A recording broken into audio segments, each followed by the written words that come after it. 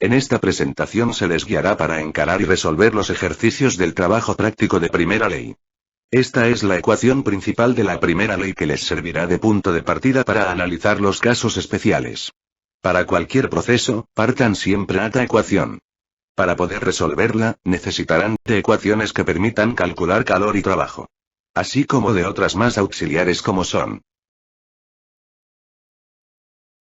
Se presenta aquí la definición de entalpía y su expresión diferencial vinculada con la energía interna.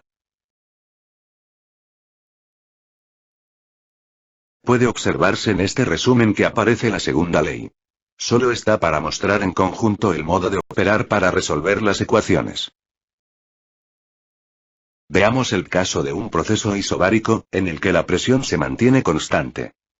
La energía interna puede calcularse por dos ecuaciones. A partir de la primera ley calculando previamente el calor y el trabajo, o a partir del calor a volumen constante, independientemente de que el proceso que se analiza es a presión constante. Para esto necesitaremos conocer Cb. Nos detenemos brevemente en el trabajo.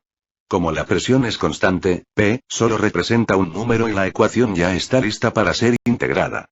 Como puede verse, la expresión de entalpía es el calor a presión constante. Por último, para el caso de la entropía, veremos que primero es necesario reemplazar y operar matemáticamente las ecuaciones diferenciales y por último, integrar. Para el caso de un proceso isocórico, el volumen es constante y por lo tanto el trabajo de expansión-compresión es igual a cero.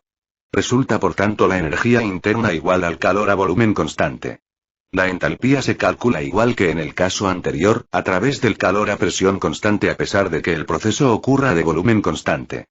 Por último, para el caso de la entropía, veremos que primero es necesario reemplazar y operar matemáticamente las ecuaciones diferenciales y por último, integrar. Para el caso de procesos isotérmicos, la temperatura no varía y por lo tanto, como se ha visto en teoría que para los gases ideales la energía interna y la entalpía son funciones solo de la temperatura, estas funciones termodinámicas no cambiarán, es decir que su variación será cero. Durante el proceso, la presión se irá modificando de acuerdo a la ecuación de los gases, por lo que en la ecuación de trabajo, la variable presión puede ser reemplazada. Si no hay variación de la temperatura, tampoco habrá calor sensible, por lo tanto la fórmula que disponemos para calcular calor no nos sirve. Sin embargo, volviendo a la primera ley, para que la variación de la energía interna sea cero, necesariamente el calor debe ser igual pero de signo opuesto al trabajo, para el cual ya hemos visto la expresión para calcularlo.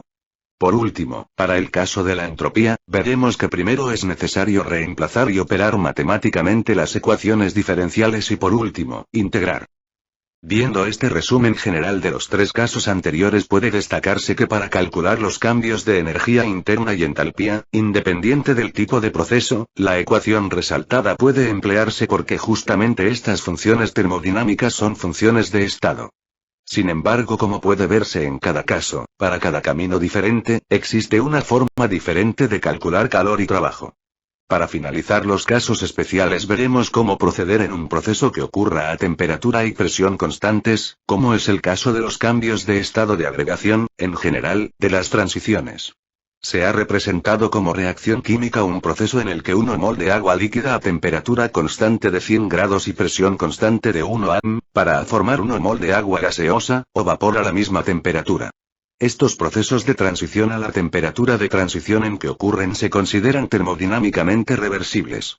El calor puesto en juego para este proceso se conoce como entalpía de transición, y no es un calor sensible asociado a cambios de temperatura, sino a un reordenamiento molecular. Me pareció interesante mostrar estas dos ecuaciones para calcular trabajo. La primera que ya conocemos y la segunda que no es más que reemplazar el producto P diferencial B por su equivalente de la ecuación de estado de los gases.